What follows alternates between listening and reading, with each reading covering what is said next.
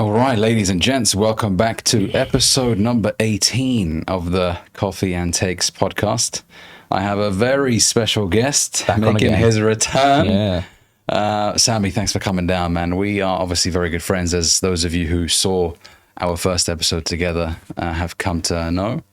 And I wanted to get Samie on again just for us to have a catch up, talk about life, talk about a few different topics. Obviously, stuff along the way, helping you guys out with some excellent pointers.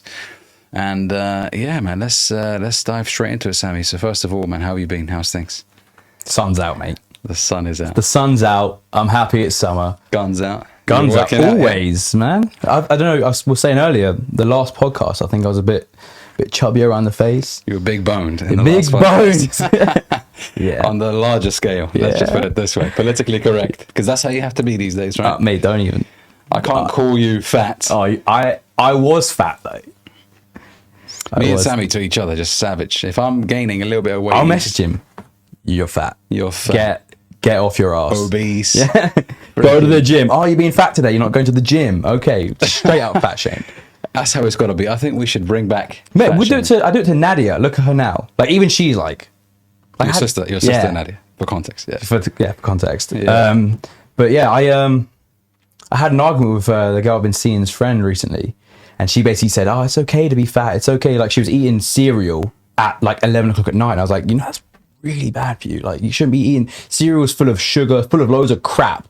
And not only that, the carbs turn into like sugars in your body, makes it hard to sleep, groggy in the morning, gain loads of weight, you spike your insulin, you end up getting hungrier. And she was like, "No, it's healthy." And I was like, "No, it ain't." She's like, "Oh, it's okay to be fat." I'm like, "It's okay if you want to be fat. I don't care." But to say that you're trying to be healthy and then you eat cereal, especially like the big brands, at night, I was like, "Nah, you're..." Do people like that just not know the negative impacts of foods like that? Or do they just choose... Do you know what I think it is? I think because of the country, because Europe, I don't know about America. America's just ignorant normally, as like the people tend to be ignorant to what the government's doing. The government tends to not care what the people do. It's weird. Or that the only thing they care about is like tax, and if you pay or don't. The IRS will get you for anything. Yeah. But I think Europe's very like people seem to think that the government has our best interest at heart, and why would they release this stuff if it's not good for you? But like, alcohol is so bad for you, and people will still drink it. People die from alcohol poisoning all the time. The government just, understands that you're an adult and is going to let you do whatever you want, and there's consequences to your actions. It's just that there's tax on those things. Generally, if there's more tax on a thing, it's worse for... They're either making money on it, serious money, or it's bad for you because... Well, it puts a strain on the system, so they have to take more taxes from it. I mean, the UK's tried it, and New Zealand overturned their smoking ban. Yeah. Or selling cigarettes to younger under 25s in New Zealand or something. But they overturned that. Their new prime minister overturned that. The reason why it's tax. For sure. For sure. I will not. It's tax. They make so much money from it, man. Like, we come back from Morocco. Cost me €60 for a pack of 10 like 50-gram bags of tobacco. Here it's £38 for a 50-gram bag on its own. That's crazy, man. But on the whole smoking ban thing, a lot of people always talk about how life was better pre-smoking ban, just in general, everything. And yeah, I believe it's like flying back in the day used to be like an event. Like, if you look at old pictures of people flying back in the 70s and 80s, like it was an experience. People were wearing suits. There was like 3-course meals that were like big meals, like not a fucking shitty carton of orange juice that you get now with like chicken that hasn't been, you know what I mean? Like, just, it's like dog food basically is what we get now. Now you pay like Michelin prices for dog food. It's absolutely terrible, man. Yeah. Unless you're super wealthy and you're flying private. You know, the commercial experience. I think with all the crazy stuff that's happened in 2001, and like the restrictions they put on you, that they'll put any excuse to put prices up there and to ruin the experience. But like you were saying, I think the reason why back in the day it was better is because there was more freedom to just do what you want. Like, you are responsible for your actions. What's happened is all these people have, like, there's been an uproar, and it's caused the government to have to step in and be like, all right, fine, you're not allowed to do this anymore because of the implications, all the consequences of that. When do you think peak human civilization was? What decade was it? Pre 9/11, man. Pre 2001, for sure. When Action Man was still a thing. Yeah, that's when Action Man stopped being a thing. That's when it went downhill. Man, I feel like even the air was different back in like the 90s. But do you think that's just because like being a child was fun? I genuinely think a lot of things have changed. And I saw, and this may be a little bit unrelated, but it may have an effect. It may have a connection to what I'm about to say. I saw a farmer in the UK talk about how he doesn't see many insects anymore. Like he's talking about how he doesn't see a lot of bees. Like he was showing bees he for sure was mad. Yeah, he was recording a video of like all of the flowers and stuff, saying that normally, like years ago, this would be full of bees right now. He's not seeing any. He's only seeing normal flies. I've seen, to be honest, sorry to cut you off, like I've seen loads of videos of the government coming in and getting rid of like bee hives and bee farms because they aren't following like a certain regulation or like something really stupid. Well, I hear it has something to do with like the chemical changes, because they release a lot of chemicals in the atmosphere. Like in America, it's a big thing. Like a lot of people film videos and post them on Reddit of like just strange clouds that aren't normal. Like it'll be a blue sky and there's just one really dark cloud.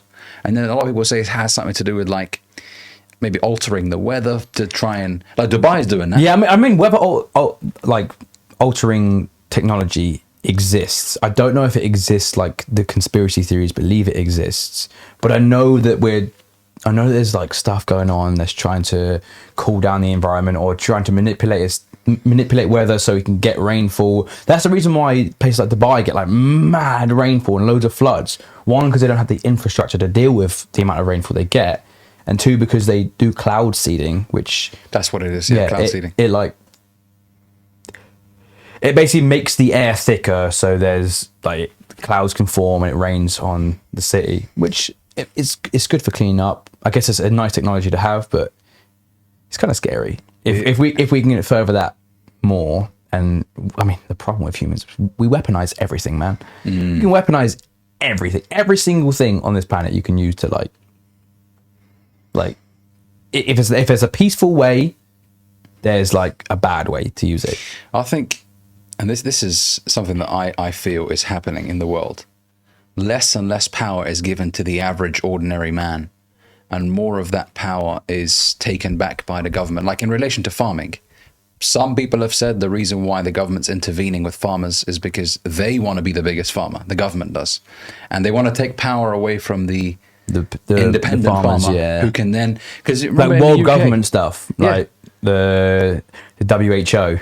With WHO, but also like if we make farmers extinct, like this is how the government's thinking. If we make the farmers extinct, we can then do whatever we want with the prices. There will be less, because remember when the French farmers rebelled? I mean, it's not just the French; it was the British, the Dutch. Well. Yeah, I think there was a few bits of the Spanish farmers, German farmers. I don't know. I think they're putting higher tariffs on them because I think they wanted to reduce them. Like there's loads of what's that climate? There's loads of climate goals that the European Union has put on. Yeah. And I think they're putting pressure on the farmers to have less cows and to produce less crap, basically. But yeah, I personally, I'm a libertarian, so I believe everyone should have the right to do what they want. I do not believe corporations should have control of certain things. Like there's certain things that I don't believe corporations should have any. They cannot touch stuff like housing. Right, they can't. Businesses should not own houses because I think humans deserve to live in a place. Yeah. And if corporations own houses, they can kind of hike up the price, and it causes loads of issues. And I think farming has to be heavily looked into, and there should be more control for big corporations and less control for the individual, just because it kind of allows more industry to go in. Otherwise people get monopoly and you can just kind of you know, hike the prices up. But I mean, what's that guy Bill Gates, he's buying up all the land and thousands of acres, and buying insane. up all the meat, like all the farmland. Something really strange going on with Bill Gates. So I don't know. I want to believe that it's something nefarious, but I also You have to question everything. I just think it's one of those, like, we're trying to hit at this goal for climate change. So the things that's the people that are unfortunately going to suffer are the farmers. Maybe a farmer could talk in the comments and tell us what they believe is happening, or anyone else what they believe is happening, if they know any farmers or if they, you know what's going on. But I truthfully don't know. It's pretty mad, but it's definitely riled up the farmers, and for them to resist that much, something's gone wrong. This is generations. Something's gone wrong. Yeah, I mean, like, this is generations worth of farmers that are being wiped out. Yeah, because they can no longer family afford. farms are like the backbone of Europe and America, man. And Most places, Yeah. family farms are it. And if you remove that, or if you make it extremely difficult for them to operate, I mean, the very spine of society starts to break down. I mean, remember when here in the UK we had an issue buying eggs? Yeah. How crazy was that? Well, now in the UK, I think you have to tell the government you have chickens or ducks. Remember when I had my Why? ducks? Like, Yeah. I'm pretty sure I had to tell them I had those ducks. I didn't tell them because I'm a rebel. Because you're different, like Because I'm cool. I think it's mad that there's this weird control over animals. But then I know that I don't know if you've ever looked at like studies, there's that rat city study and also other stuff. When there's a lot of population of something, disease tends to be rife. So maybe they're just trying to contain what would be bird flu, which is now becoming a thing that people are getting. It's kind of a bit of a heads up. This is how many, like, maybe they're trying to check how many like birds are that people have.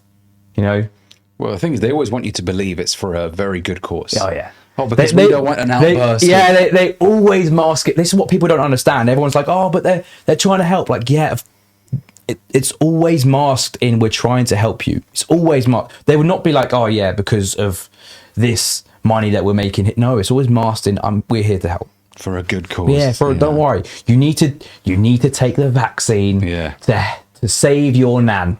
Exactly. What? She needs to take the vaccine to save herself. How is me She's taking the vulnerable. vaccine Yeah.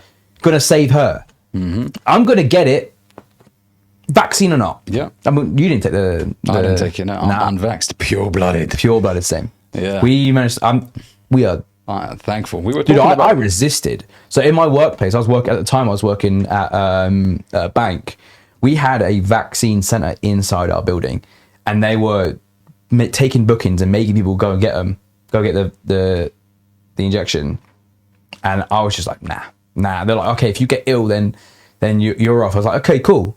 Like, if you get ill, you don't get any money, you won't get compensated. I'm like, if I don't get compensated, I'm coming into work, and everyone else is getting COVID if I have it. So we're going to play this game, and I think I pulled all right, if I take this vaccine, I want you to sign a contract saying, if I get ill, you are going to compensate me. I would not tolerate a company telling me I have to get a vaccine. I fully was like, nah, give me a contract saying that you're going to compensate me if anything goes wrong with this vaccine, then I'll take it.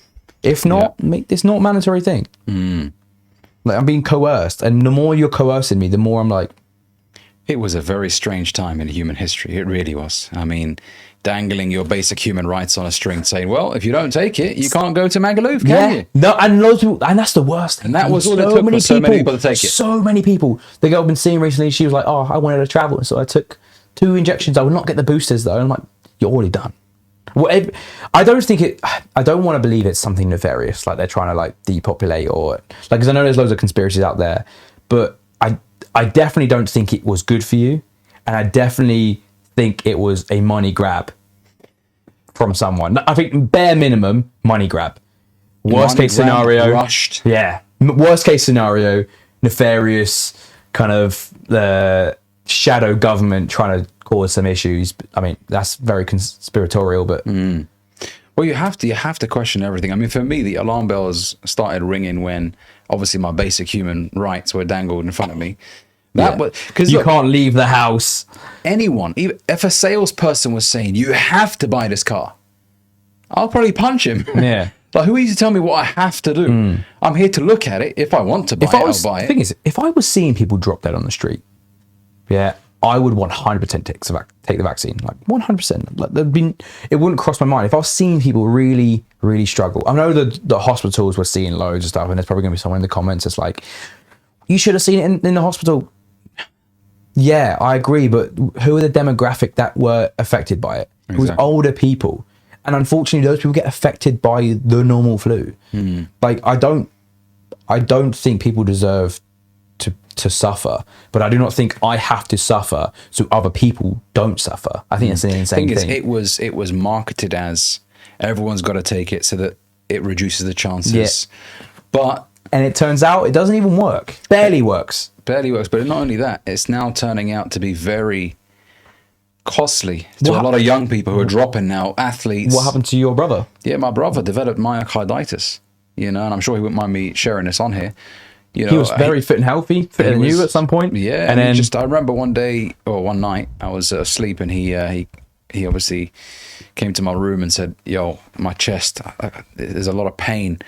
And at that point, I knew, okay, it's time to go to the hospital ASAP. So I remember driving him to the hospital. I think it was like 2 a.m. in the morning. And after tests, they concluded that, they said it could be related to food poisoning or whatever. But, I don't believe that whatsoever. It was COVID.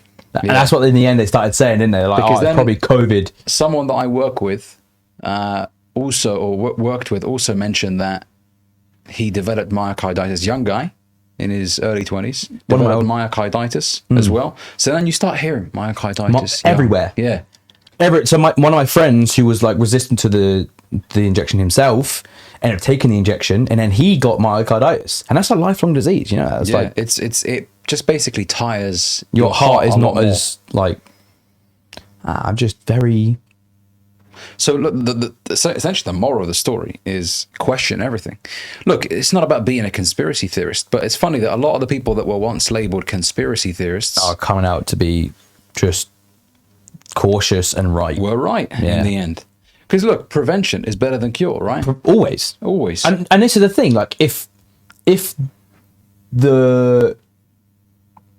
the pros outweighed the cons, I'd take it. Like I said, if people were struggling, like it was going everywhere, everyone was struggling from it. It was like the Black Plague. Everyone was dying. Like, I'd take anything to not get that. Anything. But it wasn't at that point. And they got to the point where they're like, oh, here, have some chips. Give you free chips. Eat out, help out. Yeah. We went from... Have some... No, it was like... Did you see that politician? I think it was Joe Biden or someone. It was like, yeah, eat these chips. Eat free burgers. If you have the Americans got it so weird. Bad, man. Yeah, because weird.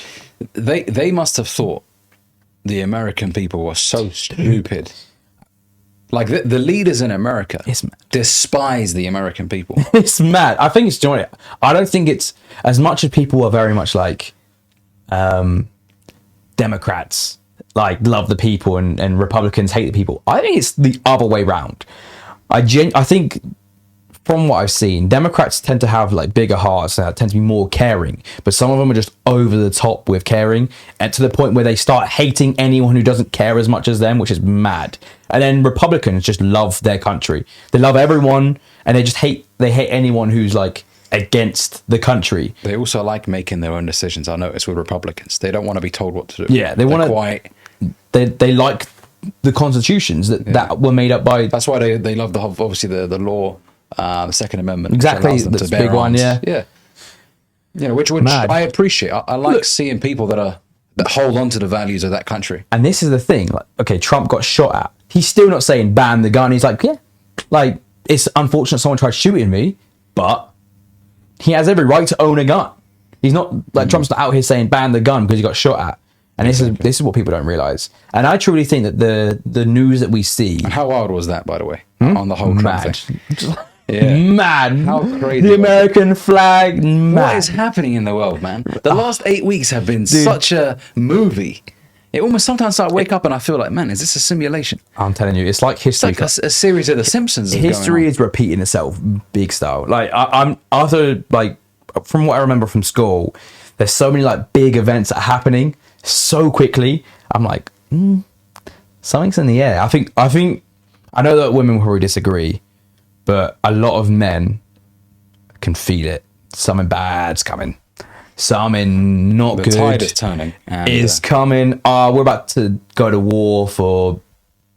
I don't even want to. Like, as much as I want to be patriotic, I really do. I really want to be patriotic, but I there's nothing to fight for in this. I don't own land in this country. I can't fight for a country I don't own land in.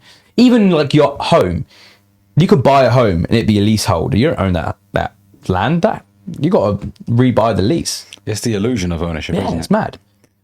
I think a lot of this is why so many people are now starting to not buy homes, especially here in the UK. It's because they're realizing it's a big scam. You know, like I feel like I own it, but I'm actually trapped in this small property, which, you know, I don't own. The bank does, until I pay it all off. And even then, is the land yours that the house is built on? There you go. Can you actually do anything with the land without having to like jump through hoops to ask the council if you can do it? Exactly. Do you know what I mean? Like, what's the point in owning land now? That we could have bought land. Remember that we saw that land was going to buy, it was like quite cheap, but looking So into many it, restrictions. so many couldn't even build like flowers on there without asking, because, you know, might disrupt the flowers, might be disruptive to the ecosystem. It's like, mate, it's my land. I own this bit. Nah. When the laws become too strict, man, it's too much. It puts the people off. Yeah. People start migrating I elsewhere. don't want to be here. I get laws. There needs to be law. There needs to be a foundation of which we all follow. But it gets to a point. It's like, It has to be fair and reasonable. I think everything needs to be taken case by case, and there needs to be more people on this. And it needs to be like, okay, yeah, makes sense. This, you know, it's a shame that it's like the way it is. England's going down here. We're being strangled by bureaucracy, and that's what it is. You don't think Labour will change it? You don't think Labour will change that? No, dude. Okay, so I'm mixed race. I'm half Algerian, half English. I 100% think reform would have shaken things up. I know a lot of people would disagree with me. That's fine. Like, I don't want anyone to like think I'm some sort of like get the Muslims out, because I consider myself Muslim. Like I consider myself well, Algerian and English, but I'm gonna tell you right now, people that have been in this country for a long time, foreign people, are saying that there's too much immigration in this country now. There's too much. We can barely look after our own people, let alone new people. I think every country in Europe is feeling the same thing. I don't know how you feel about it, because I know you're more of a Labour guy.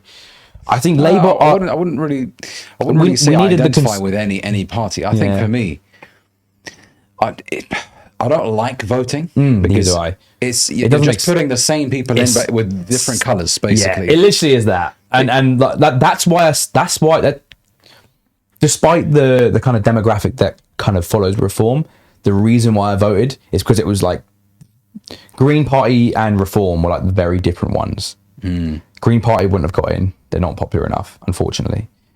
And to be honest, Green Party would have, I think their foreign policy sucks. And I think with the coming crap that's going on with Taiwan, Ukraine, and all the conflicts going on, like in Africa, Israel, Palestine, all that, I think Green Party is not prepared for big action. But I think Reform just had completely different policies to what we're used to. Very different. And I just think it would have been a nice change just to see what would happen. Like, we're in this country, we're very much like, we go with the devil we know rather than the devil we don't. And I think we need, as a country, we should just take a leap into a direction we've never been in before, or haven't been for a long time, just to see where it is. And truthfully, I don't think politics changes the country that much. Like, nothing's going to go from, like, we're never going to go from Paradise to Handmaid's Tale, or from Handmaid's Tale to Paradise in one election. That's mad. And to think so is very extremist thought and illogical. It's naive. It's naive, man. Like the amount of hoops you have to jump through to put anything in. Like I said, bureaucracy strangling in this country. We can't make decisions at all.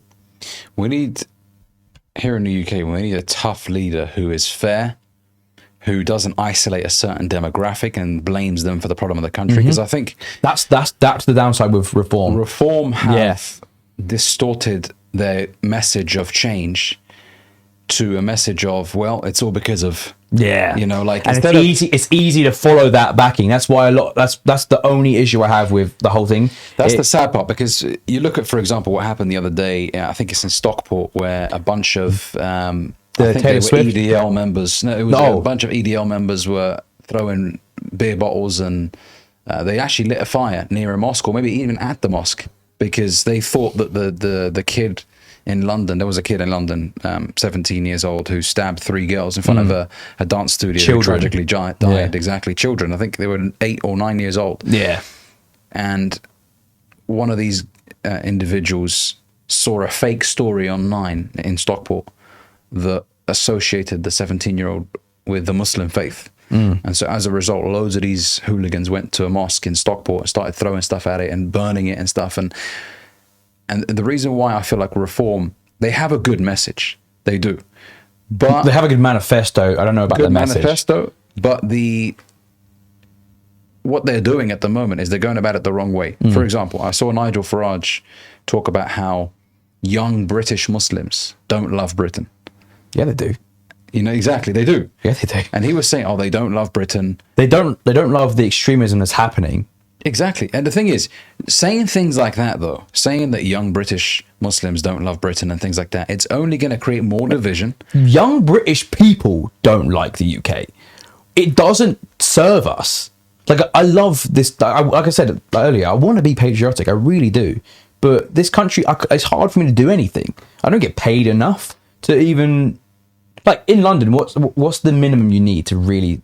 like survive comfortably? Mid-50s, I would say. I'd say more, man. Mid-50s. If you're renting a room, then mid-50s. Renting a room, yeah. If you're renting an apartment, if you want to live in a place, yes, mid-60s, 70s, at least. More, yeah. Like to survive. To survive. To thrive over 100k. I think that's mad. That's actually mad. Even over 100k, you can't really thrive in London, because if you're going to rent in a decent area, you're paying about 2,000 a month in rent. 100k after tax, about 5 and a bit. So 2k of that is almost 40% of your money gone on rent alone. Yeah. Let alone expenses, food, and obviously it's going to add up in London. Yeah. So really, and then you got all the activities. And if you want to actually do anything with your life, mate, I would say London, 7 to 10k after tax is comfortable. I'm not going to sit here and say it's nothing, because some people will say things like, "Oh, it's nothing." Yeah, mate. No, it's good. We're not going to talk like these drop shippers and say, "Oh, 10k a month is poverty." No. It's decent. It's decent. But I think now the move is, and I want to get your opinion on this, is the whole nomad lifestyle, moving to other countries around the world. Mate. You have recently gone everywhere. To Portugal. I mean, you've been everywhere, but I want to isolate each of the countries and talk about them with you. So you were most recently in Portugal, Lisbon. Lisbon is becoming a hotspot for the nomad, the remote worker. It's very interesting. Why did you like it? Well, Lisbon, I went there to see my Portuguese friend, great guy. Basically, he was saying how it's only like 50% Portuguese, and then it's 50% every other like culture, nationality, all of that stuff. I remember going there, and I was in a house with my friend. He was the only Portuguese person in the house. They're all renting a room. And there was like an Italian, a German, an Egyptian, Brazilian, Spanish, French. I was like the only English person. It was really interesting because they're all speaking to each other in English. So you can get by like comfortably in Portugal with English. And it's, in terms of price, to rent a room, it's about 600 euros, 500 euros, and it's a decent room in a decent place. Like, it could work. I think Portugal is perfect, but there's that sentiment around Europe that they're starting to hate, like, English people.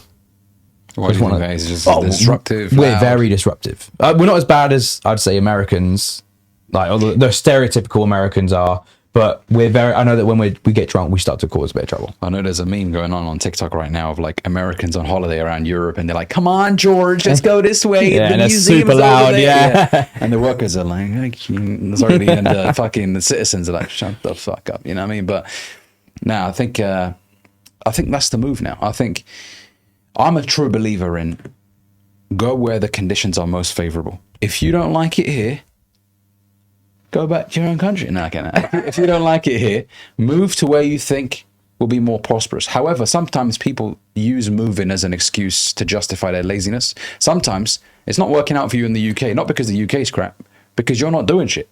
You're comfortable. You're not actively seeking to bet. If it's harder here, you have to do double the work. Yeah.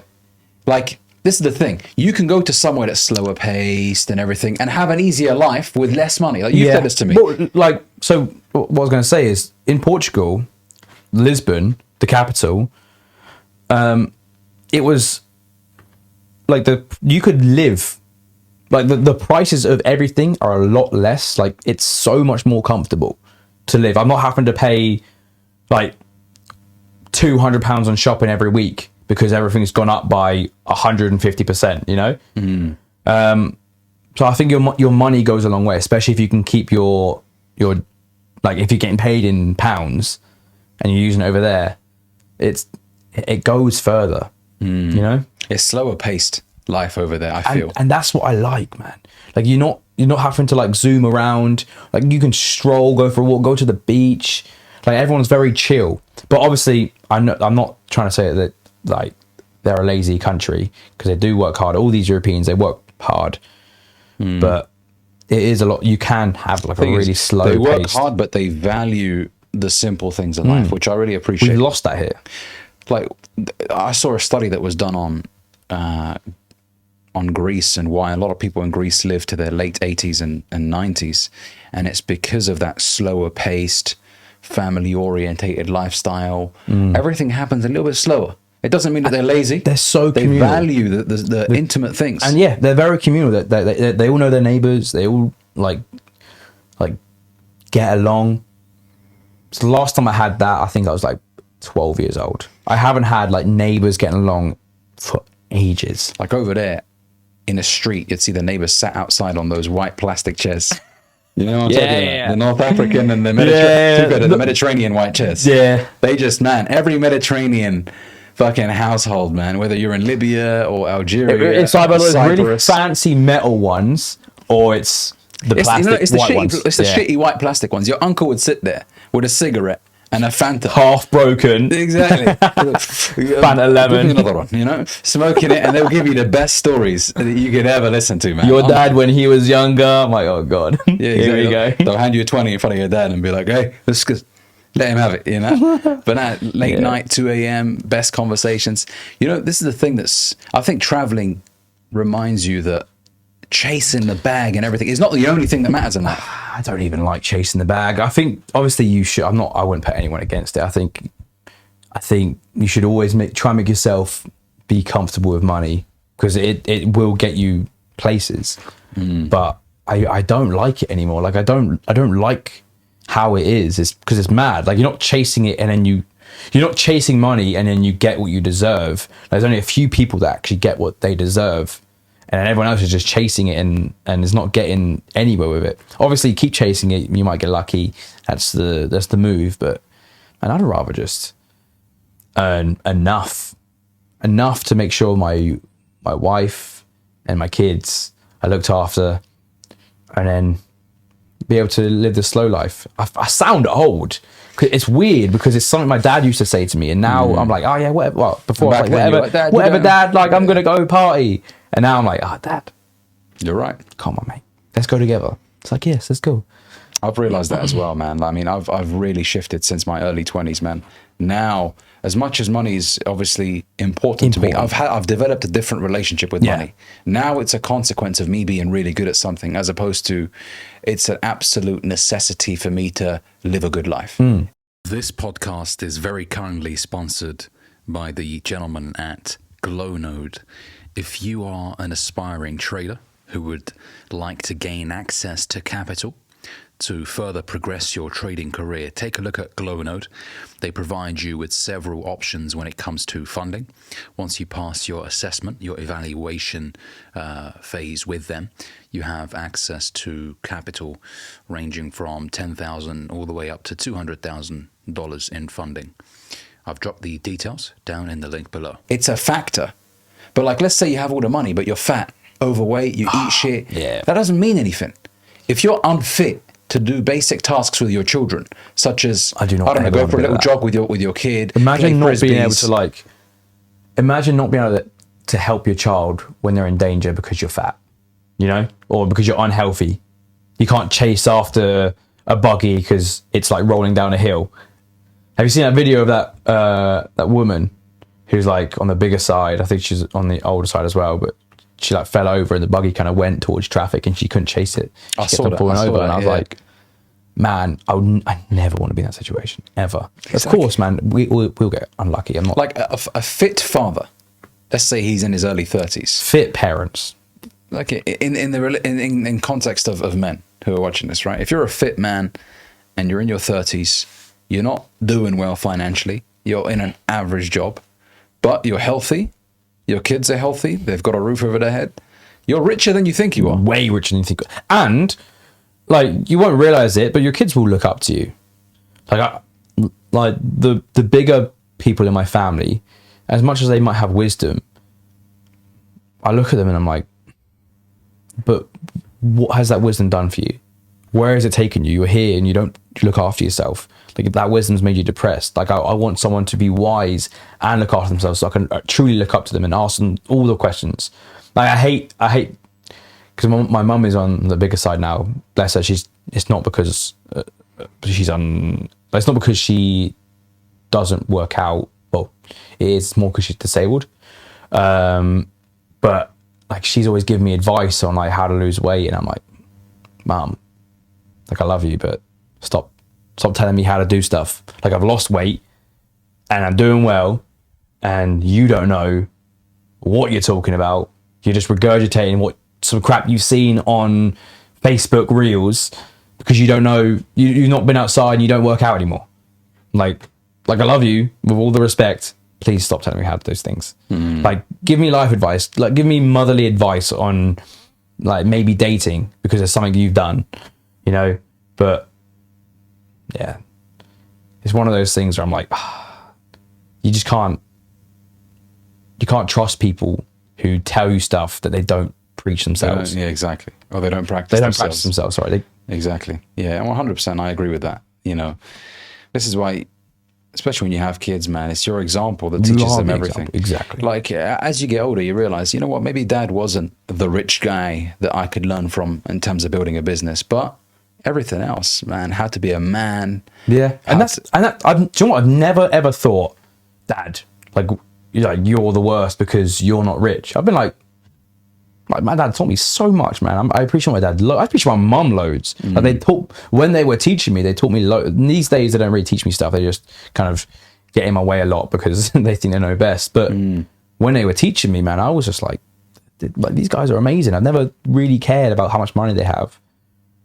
I wish they had more so they can enjoy themselves, and maybe I could take advantage of that, and we can, you know, I would have had a bit more to put places, but it's not like a big thing for me. Yeah, you know, it's interesting because I've coached a lot of guys before who almost feel this sense of shame that they come from a poor family, and that always upsets me because they're associating their worth as a self-worth as a family, with money. But even as a family, like, our family isn't like the other families because we don't have a lot of money. We're not as valuable.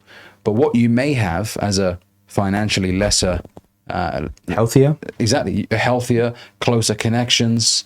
I mean, this is the thing. I've seen families that are poorer, but man, they're tight like this, and families that have money that don't even call each other for months. So like, you know, it's time to start recognizing what's really important. I think that kind of anxiety comes from being around people that have money, because they seem to think it is everything. Like recently, a couple of months back, I was seeing someone with a lot of money, and she turned around and said to me, like, Sammy, I would date you, but I don't want to date someone, to paraphrase because I don't really remember it, but it was, I wouldn't date someone who doesn't earn enough, who doesn't earn like the same as me or similar to me. Not on the same level. Yeah. And like she basically said to me, well, maybe in 10 years time, we, like, when you have your money together, maybe we can get together. And I'm just thinking, like, that's your mentality on this. You could help me get there, but instead you'd rather just, yeah, maybe when you're about it, Sammy, you can, I'm like, you're not someone I want to be with. That's an insane take, because money comes and goes. I've had loads of money. I've been homeless on the streets, like in the cold. I remember squatting in a house and it being January, snowing, no heating, freezing. And I've also been in like lived in huge houses with like a lot of money, and been like, yeah, this is cool, man. I'm living life. And I just think it's mad that someone seems to think that their money and the way they're living is a constant thing. It's changing, man. Everything, like, how many times have you had a good car, then you've had to go to a worse car and a good car again? Like, everything comes and goes. Like, of course, get as much as you can, but favor connection and like character more than what, like, what things they have, because at any moment, man, anything could happen. And like my dad always says, like, wealth is in health. 100% wealth is in health and the healthy relationships you have with people. There are some rich, miserable people. I'm not saying like it's exclusive, but there are some rich, miserable people. There are some poor, miserable people. But the people that value character and people as a whole, they're the ones that are the happiest, and that is wealth to me. Money It's needing less, isn't it? That's the stoic trait, isn't it? It's not getting, it's letting go. I think J. Cole says it in one of his songs. What's more important? What's more important, getting or letting go? And I think that's like one of the biggest philosophical questions you should ask yourself. Like, and what's interesting is, like, on the whole subject of like manifestation, usually when you let go of the need for something, it comes. You know, it's like when you're not desperate to get a girl, what happens? Yeah, you girls gravitate towards you. They can. It's like we've spoken about this before. Women can smell desperation. They can smell it. There's a scent in the air. I feel like it's a universal law as well. Like when you have a job and you're enjoying it and you're doing well, you get called for interviews. Yeah. But when you desperately need one, you tend to find that it's harder to get an interview, right? They can hear it. It's I don't know. It's like this guy needs it right now. You give off this weird energy. And I'm not talking like mystical, like horoscope shit. Yeah, no, I'm talking like you are physically giving off. Like, I can sense it. It's weird. Like, that's why I believe, like, as men, we need to develop this aura of calmness about where our life is. You know, things will happen when they happen. I mean, that's a quote I learned from Les Brown. It will happen when it happens. Because I used to be so jittery and like nervous when it comes to like aiming towards a goal, about how long it will take to materialize. It's like, man, it's been 3 months, I haven't seen any results. I'd get really angry and jittery. But then after a while, I'm like, you know what? It'll take as long as it needs to. Like with the whole YouTube thing, when I started, I was quite relaxed. You know, it'll happen when it happens, and just things started picking up. It's when I'm really like worried about when it's going to happen that I feel like time just slows down. So like when you let go of like the absolute need for it to materialize now, it will happen. Like to all the young guys out there who are like 18, 19, that want to be rich by 25? Because that's somehow like that number Mad. specifically. Like, mate, how many people do you know that, obviously I know people that are rich at 25, right? It is doable, but it's mad that people seem to think that like that's the norm. Everyone's just agreed on that number, like by 25 I want to be a millionaire. But it's like the reason why I feel that's a terrible goal is because you need to actually build the skill sets to become valuable enough to command that sort of money, or to bring that sort of money in, associated to value, not value as a human being, but value as an entrepreneur. Like, are you a good enough speaker to be able to negotiate deals worth that amount of money? I think it's crazier than that. You have to be you need to have the capital and the resources to take advantage of opportunities that randomly arise. Do you know what I mean? Because opportunities don't just come and go. And when they do come, you need to, like, it's hard to just have the resources to just go. But I will say, on what you were saying, like the anxiety of like, when is it going to come? On the back end of that, it's like people often have anxiety, like, what would I do when I get there? Do you know what I mean? And it's weird. Everyone's like, oh, what should I do when I go for this interview? Or what do I do when I have this problem? Oh, I'm scared because I might have this problem. But I think the mentality you kind of have to keep is like, you're going to deal with it when you get there. You're going to deal with the same mentality that you have now, right? The only thing you can do is prep yourself mentally, because you're gonna find a way. No matter what, you're gonna get there. There's no point in being anxious. You know, there's no point in hurting yourself twice if you're gonna, like, do you know what I mean? Exactly. You get anxiety now, and then you get anxiety when it hits. Exactly. But you don't need anxiety. I'm gonna deal with it when I have to deal with it.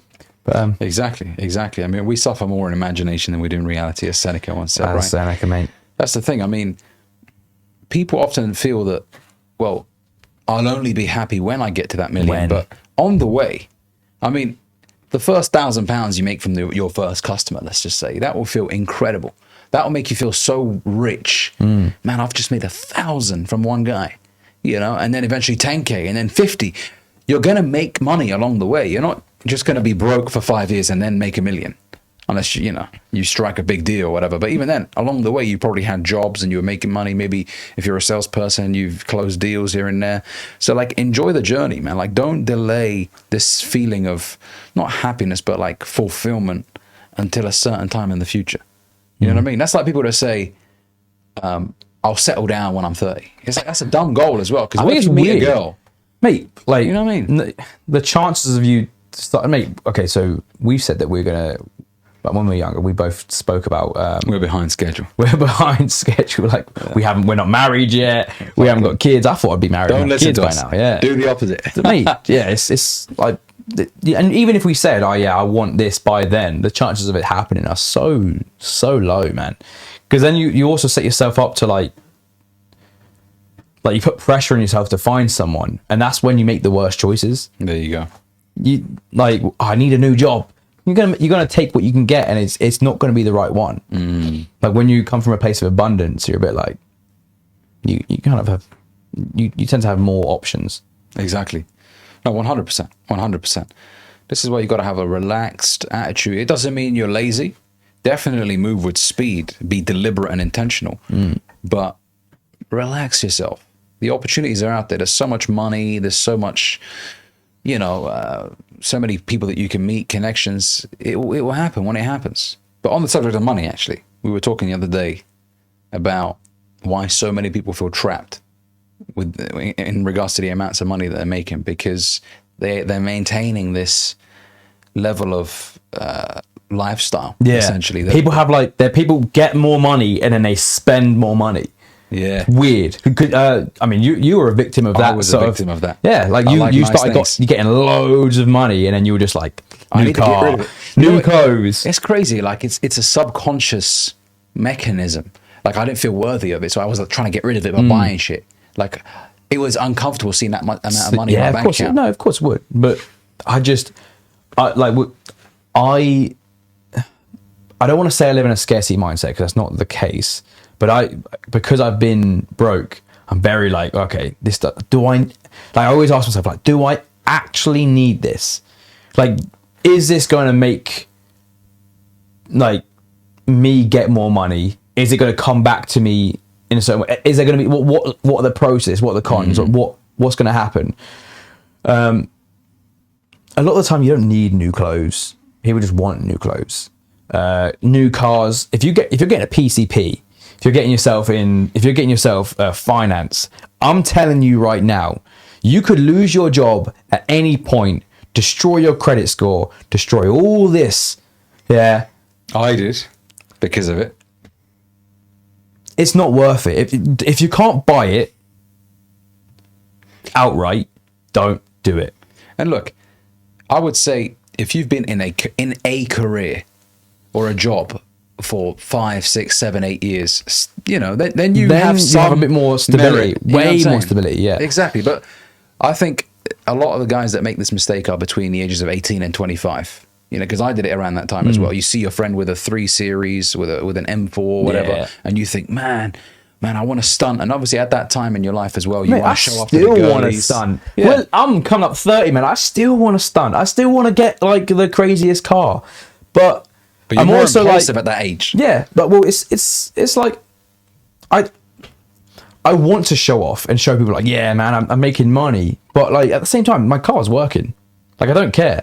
Like what's that saying? Like you're gonna spend money you don't have to impress people you don't care about. That don't like you. That don't even like you. For why? Or something along those lines. I just think it's a mad thing to do. And it's a weird. It kind of screams insecure. It's like peacocking, isn't it? Yeah. Well, peacocking is a valid kind of mating strategy. It just is it's a very but there's different ways of doing it. Yeah, there's different ways of doing it. Like because so I'm very you consider me an eccentric character. Like I'm very much like I'll say what I want. Like I'm not scared of saying stuff. Like I'll say what I need to. And that kind of is peacocking for me. But there's people that can't do that or are afraid to do that, so they'll express it in other ways, like wearing crazy clothes or buying crazy stuff. It's like, what I mean by there's different ways of doing it is there are people that peacock by getting a chrome Maserati. Oh yeah. And they're like blasting their exhaust up and down the high street at 1 a.m. trying to get as much attention as possible. And then the people that are really making the money have something they call quiet wealth or subtle wealth, where like you'll see a jumper, you won't know where it's from. They've got some nice branded stuff. Yeah. And you can tell, the thing is, you can tell middle class people buy brands. Like people that with wealth do not buy brands, or they don't care for brands. They don't care because, and the thing is, they look like they've got money, but they're not trying to get your attention. They're not screaming at you, hey, look at me, I've got money. Because when you know you got it, you don't need the attention like that. It's giving influencer vibes. It's giving influencer. Yeah, like the standard influencer is like branded stuff because all they get is brand deals, and it's very much Hollywood. But I mean, they are rich. Don't get me wrong, man. They're making loads of money, but they're making money to wear those clothes. They're not spending money on those clothes or those brands or whatever it is.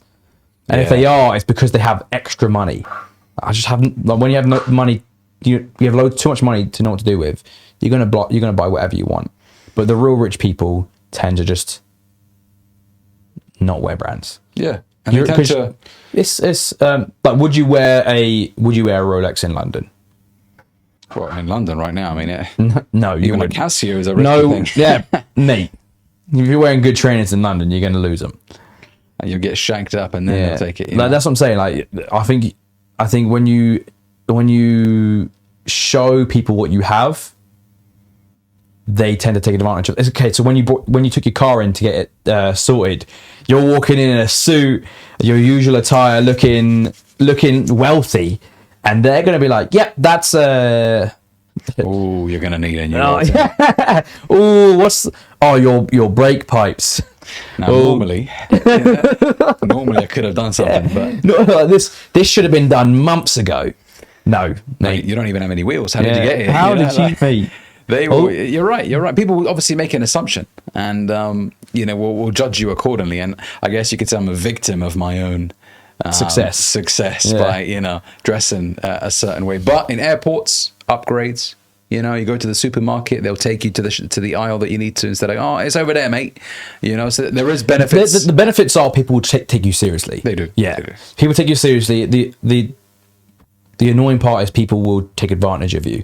It's the thing with anything. But this is the thing. Obviously, you can become an easy target financially speaking because they assume, okay, this guy is probably overpays for shit. He probably doesn't know. But you get them off guard when you start talking about the thing that you're interested in and you're as informed as them on it, or even more informed, so then now I'm clued up on you shit have that to the get car. clued up. You have to get clued up. Yeah, because now it's the only way to throw off guard. Exactly. It's the only way. Because they're like, fuck, no, we can't do much with this guy. It's also from the book Never Split the Difference. You got to learn to negotiate, man. Read that book, Never Split the Difference, by Chris Voss. Brilliant negotiating skills. He basically was a FBI negotiator, become a major negotiator. So if there was any hostages, yeah. He got really good at it. But the sort of stuff that he teaches you is he teaches you that everything is a negotiation. If you have to make a decision, or you're trying to make someone else make a decision, you can negotiate anything. Negotiating coffee. How many times have we had free coffee because we just come on, and we get for a free biscuit, or is it buy one get one free? Just cheekiness. That sort of cheekiness is negotiation, really. Exactly. But it's a very interesting it's a very interesting skill to have, and it helps you in a lot of situations. It kind of helps you get out of that situation. If you're someone who's going to dress smart and someone's going to try and take the mick, you can easily be like, oh, let's knock this down and see if you can get it down to the price it actually was, or even better, lower than the price it was. If you know the market value of things, you can get around everything. Then you'll shock them. Then you're especially mechanics. These guys are the slimiest. See, I mean, you have a biased point of view because you've been dealt with bad mechanics. You've dealt with some bad mechanics, but I've got some good friends at mechanics, and they always sort me out. Yeah. Maybe you should just make better friends, man. Well, I'll tell you this. I mean, at this rate, I need to become my own mechanic. Just work on I'm my not gonna own lie. cars. Best thing you could do, because then you never have issues with your car. Or if you do, you better solve them or diagnose them. Or no, that's true, man. But on the subject of money, obviously, one thing that really, obviously hit me was that if it costs me my peace, it's too expensive. Way too expensive. Mate, I you become a slave. Yeah, you become a slave. Tyler Durden. What's his quote? It's famous from Fight Club. He's like, the things you own end up owning you. You buy all these things. The upkeep is what's going to get you. People think about the shiny object rather than the upkeep is going to cost you. The monthly payments if you're not buying it outright. Wear and tear, fixing, all this stuff people don't take into account. It's just why I won't buy a new car. It's mad. People are so caught up in buying things that they won't think twice about what could possibly happen. And you are right in being wary of it. There's so many things we don't need, man. Honestly, what I realize you don't need the new iPhone. You don't. I mean, I do believe in buying something that lasts, even if you have to pay a little bit more. For sure. 100. If it's going to last, buy it. Exactly. Buy it.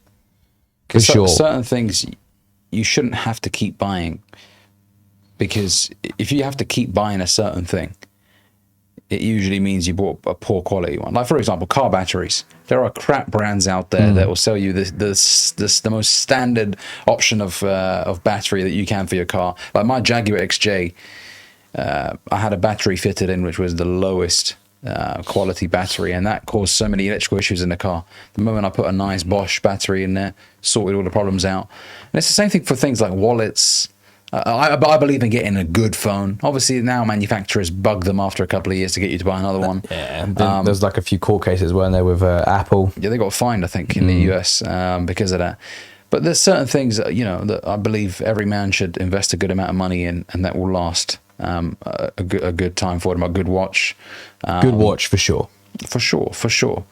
But if you start to feel stressed out because of the things you're buying, then you're probably buying too much, or you're buying for a price that's too high. And especially if it's a reoccurring monthly thing. Like, I think a lot of guys need to realize that if you want to go on the attack, you need to have arsenal, right? You need to have ammunition, and money gives you that. And you can't waste your ammunition on stuff that don't matter. Yeah. That's literally what brought down the British Empire, Exactly. It's like you're putting your attention on things that are not important.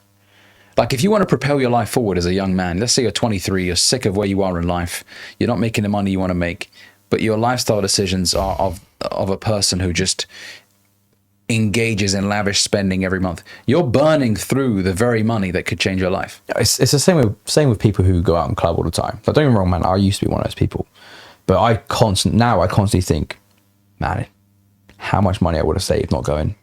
Like, what was the point? Yeah. Spend £10 on a drink, spend £100 a night. You wake up, you feel crap for 3 days. And the time it costs as well. And the time, like, yeah, I might have had a good time with my boys sometimes. Right? Yeah, I might have pulled, or I might have like met a girl that I ended up becoming my girlfriend, or whatever the case may be. But I spent a lot of money, and am I still with that girl? Like, how much? What sort of burden was that? Like, I think the pros and cons. The pros do not outweigh the cons. The cons are like, you just destroy your body now. Like, the more I think about it, the more I'm like, ugh. I don't get me wrong, man. I'm still someone who will drink. Like, I know I said I'm Muslim earlier, but I'm not a good practicing one yet. We're working on that. We were working on that. But it's hard to take the culture out of the man, I truly think every time I drink, I'm like, man, why? Why did I do that? Why? It's so stupid. But man, it's as we said yesterday, right? The £500 that you save will prevent you from later on having to find £500 to pay off something. It's like the calories example, right? Yeah. Not eating the 500 calorie donut is better for you than having to burn 500 calories at the gym later. Because you'll feel shattered after 500 calories of cardio. Yeah. 500 calories of cardio, by the way, is about 12,000 steps. So do with that what you either will. Don't eat the donut, or you do 12,000. I mean, obviously doing 12,000 steps is good anyway. It's good. Do 12,000 steps. Don't eat the donut. Don't eat the donut. Don't eat the donut. Because then you're going to have to make up extra work. And it's the donut's only going to make you hungry as well. Like I said, when you spike your insulin, any sugars, any carbs, like, I'm not saying you need carbs. You do need carbs, especially if you're working out, especially if you're of a skinny stature. But what carbs and sugars do to your body, especially bad ones that aren't with like other foods, is it will spike your insulin, and then you'll crash, and then you will just be hungry again, and then you will just keep going through this cycle where you spike your insulin, crash, eat crap, spike your insulin, crash, because unfortunately the potatoes and sugars and all that crap is the easy option. It's the easy option. That's why people that do the carnivore diet seem to have massive changes. I'm not an advocate for the carnivore diet, because as much as it will help, I don't know if it's healthy to stick to one. Yeah. Right. But the reason why it helps so many is because they're going from eating processed crap and meat to just meat and no processed crap. And so they're like, they're just like, there's obviously going to be health benefits to that if you're going from a crap lifestyle to a relatively healthy one. So it's good for certain phases, but not good to sustain something like that. I think if you are someone who's like, this is the way, you're screwed. Right? Because there's no this is the way. There's this is good for now. At certain times. I'm going to keep an eye on my health, and as soon as it becomes difficult, or as soon as it becomes an issue, I'm going to analyze and adjust and then move on. And that's an approach I think that helps you in life in general. If you're not having that approach, you are an NPC. I truly believe. Like, you should, every time you have any systems, you're supposed to, as soon as it stops serving you and your best interest, you need to take a step back, look at what you're doing, and be like, is what I'm doing getting me the results I want? Yes or no? And if no, you change, and you really study, exactly what it is you need to change. If you're getting the results you want and you like everything you have, then carry on. But it's insane when people are like, they genuinely have like hissy fits and they start getting depressed and moaning about their health, their money, and all this other stuff. And it's like, well, obviously, like, you look at your choices, look at your lifestyle. You can't just people. I said to you the other day, same with my brother. Like the younger generation, and I'm sorry to hate on you guys. A lot of you just want change to happen to you. You need to choose to change. You need to choose things that will change your life. Like, you can't just expect change to happen to you. Exactly. It's a very entitled and naive outlook on life. Yeah. Honestly. And you'll get a wake-up call eventually, because the repo man will come take your car if you're not keeping up with the payments. Your health will deteriorate to such an extent, your doctor will tell you you need surgery. I mean, if you don't do something about it, life will do something to you. Like, you either get better in life or you get worse. There is no staying the same. If most major cities were left untouched for the next 5 years, nature will overgrow. Year or two, mate. Not even 5. Year or two. I mean, look at what happened in the summer in Milton Keynes. It was mad. Like, they only just fixed the problem, but I could barely see the roads. Exactly. I mean, that is the nature of life. If you don't actively seek to improve yourself every single day, or at least cut off, like, trim the fat of your life, then you're gonna, things are gonna go wrong. Yeah, you either get better or you get worse, man. You have to do something about it. You cannot feel sorry for yourself. There's get better, get worse, and stagnate. Stagnate is not bad, but it's not good. I think if you're not living, if you're not growing, you're dying. That's exactly it. If you're not growing, you're dying. That is the truth. That is the truth. So you have to actively take steps to ensure your life is better every week. Maybe on a Sunday, just sit down, review, write down a couple of lines on a piece of paper about how you feel, about how your life is going. Most people never do this. Yeah, I mean, I barely do it, man.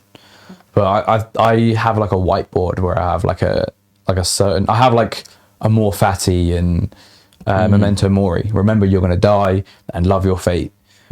Just those, because they're a good reminder of like what is, These are realities that I have to accept and live with. You have to, man. You have to. I can't believe it's August tomorrow. I really can't. Crazy, right?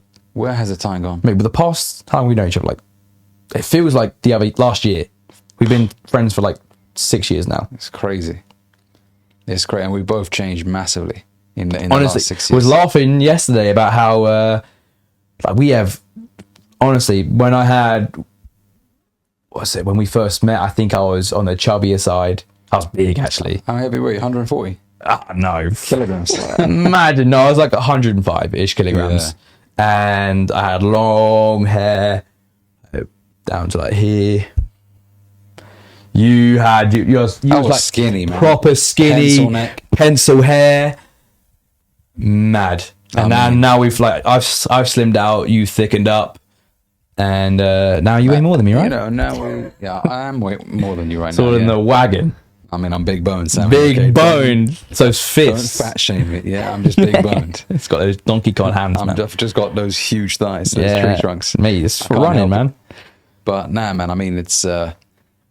we always talk about it, how much we've changed, and, we always hold each other accountable. And that's what I love, man. It's like, important. I think it's important to have anyone.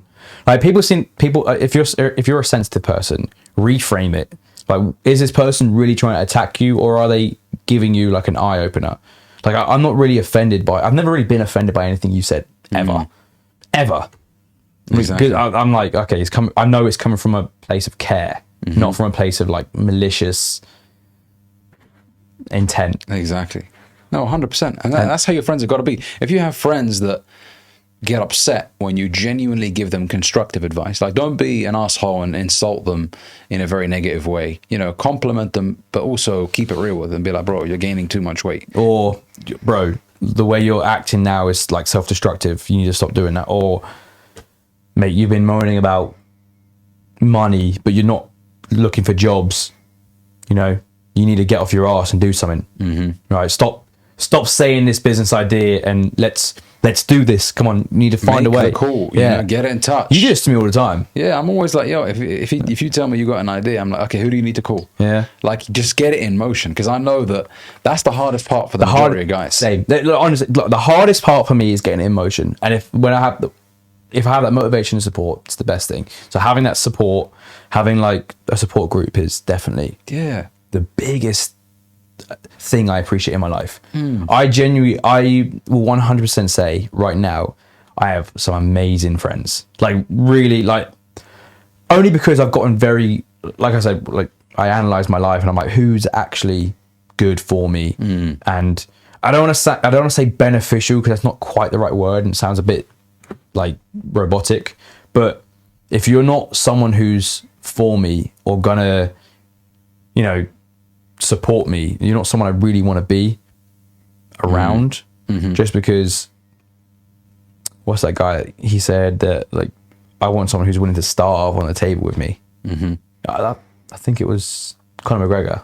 He's like, it's not, I don't like, so I want someone who would stand in the rain even though they have shelter. Like they'll stand in the rain for me, with me, you know, exactly, even though they have shelter, just to support me. All right, or at least hold the umbrella to help me get out, you know? Yeah. I don't wish I wouldn't want to put you in a situation that's going to, like, you know, damage you. But I know that if I'm struggling, I know you'd be like, all right, so I've done this for you. Exactly. I helped you out here. Don't worry about dinner tonight. I got you. You know? Like, those are the friends I care about. The ones who, like, treat me like family. And if you don't have those friends, I mean, you gotta create those friendships. I think, man, you have to be intentional. Like, I get this question all the time: how do I make friends? Just go out, interact with people. Honestly, it sounds cliche, but be yourself, man. People are gonna hate you. People are always gonna hate you, no matter what you do. People are gonna hate you, but the duality of life is that you would rather they hate you rather than you hate you. Yeah, I want to be myself. I don't care who hates me. I care who likes me and who's going to vibe with me. And to be honest, I'm smart enough to look at the people that hate me and be like, okay, why? Okay, let's understand. Okay, it's not your cup of tea. Cool, I don't hate you. Get on with your life. Like, if you're going to make my life a big deal because you don't like it, then, I mean, you're the one who's got a problem. Yeah, you know? If someone goes out of their way to try and put you down, then they're hurting inside. And you just are in front of them. You're an object for them to throw their frustration It's at. the difference between authenticity and like the tainted mind, you know? The person who is manifesting bad juju, you know? Exactly. And you know, your vibe attracts your tribe, man. If you're a negative person and you complain, mad. You're Your just gonna vibe attracts your tribe. Who said that? Is that? Well, I definitely picked it up from someone. I didn't invent it myself, but you know, it's a saying that I absolutely believe in. Like, if you're a negative person, man, you'll somehow just attract negative people into Positive your life. people do not want to be around you when you're a negative motherfucker. Like, I don't want. If you're going to sit there and be like, oh, the world is terrible, bro. We know the world is terrible. I don't need you to remind me. Exactly. Like, the world is hard, man. It is hard. I don't need you to remind me. But I want despite the circumstances, I want someone to be exactly. I want someone who's like, flourish. oh, the car's broken. Should we go for a walk while we wait for the? Exactly. Do you know what I mean? Like, you've always said to me that, Samie, like, I love that no matter what, you can have no money, you can enjoy yourself. Yeah, exactly. Like, no matter what, there could be the worst situation, something crazy could be happening at home, but you'll still find time to. Fuck it, it is what it is. Yeah, and you'll have to live by that. Like, this is life. C'est la vie. It happens. And you'll live a much more content life if you operate this way. And also, the people in your life, such as your potential future wife, if you're watching this, or your wife right now, will appreciate you more if you're not completely decimated with the small inconveniences of life. Like, if your car breaks down, your missus is with you, and you're like, oh my God, what are we going to do? And you're panicking, and you're just walking around. They're going to get the frustrated. ick. She's going to be like, yo, it's fine. These things happen. You know, and you have to communicate this aura of calm. We spoke about it earlier about, you know what, everything will be okay. It's a minor inconvenience, but, you know, either I deal with the situation right now or, you know, call a friend. Like, everything is manageable. Everything is manageable. Dude, we're human. Like, we all have our outbursts, innit? We all mess up. But I think being conscious is what separates, like, boys from men. Yeah. Women from girls. Like, being conscious and being like, okay, we gravitate towards people that communicate this calmness. Like, why do we vote for leaders that don't talk about the future in a negative way, but in an optimistic way? Is because we want to be optimistic inside. It's an innate desire of a human being. Well, unfortunately, it is the innate desire of the human being, but unfortunately, we get triggered by negative emotions more, which is why the news is always negative. Do you know what I mean? So we get triggered, but then who do we gravitate towards? We gravitate towards leaders solution. that paint a picture for us of the future. The solutions. Is that like Trump right now? The reason why so many people in America are gravitating towards Trump, even people that so voted many for solutions. Biden before. Like he keeps on saying something like, the presidency over there is mad, and I want to have a massive opinion on it. My opinion is Biden is a bumbling idiot, and he's going to get them nowhere. Kamala Harris will definitely go World War III if she gets into power. She's almost a bigger idiot. I know that she's put like loads of people of color in prison. I think Trump is like a 50-50 split if things go wrong or not, you know. But I know that Democrats are definitely going to ruin their country more. Man, honestly, we live in very interesting times right now, and America is under the spotlight. It really is, as a country. Unfortunately, because the world power, they have to be under the spotlight. What happens to them? I'm rooting for my American brothers out there. I really hope you guys can figure it out. Whatever happens over there affects all of us, especially because of Russia and China and, you know, North Korea and, you know, the country that controls all the other major countries. Man, I wonder what will transpire over the next few months, but I think we should do a podcast specifically about global events and what's going on. Stay tuned. If you'd like to hear it, tell us what you'd like us to speak about. Yeah, stay tuned. Let us know down below, and we can potentially create something out of this. For sure. I've got. Obviously, I can bring Dom. He the geopolitical analyst. He's actually in intelligence analyst for private firms. So I get like all the stories, all the craziness well quickly, and I'm like, well, I mean, we'll bring him on. Definitely. I'm always looking to get some different minds on here. Some people did get offended when I made the Trump video. This channel is going political, it's going downhill. And I replied to this guy, said, it's not that deep. We're not political. We don't care. It's just, I have an opinion. Okay? We all have an opinion. You can't say, no, you're not allowed to have opinions. Political. Also, I can't tell you how I feel about certain we're allowed. things. No, it's mad. I mean, you have your own opinion. You can do what you want, but I'm going to say whatever the fuck I want to say. Okay. So he's a big boy. I'm a grown Doesn't man. need to ask mummy for anything. I'm a grown-ass man. Okay, so I will voice my opinions. And I like podcasts like this because I can break free of the self-improvement persona. Not that it's a persona, but as in a topic, I can branch out. Yeah, because I am interested in many different things. You know, I'm interested in politics. I'm interested in sports. And what people don't realize is these things really affect our lives. So, of course, you have to talk about them. You have to. Yeah, because this is not a political podcast, but it's a podcast for the people, by the people. For the people, by the people. That's it. Our guys. show. Well, thanks guys for watching this episode. It was a pleasure getting Samie back on. Samie, we're going to do a hat trick. We're going to do a third one very soon. Stay tuned for that. It's going to be good. But if you enjoyed this episode, make sure you give it a like, comment, let us know what you thought down below. And we will catch you guys in the next one. Peace and love.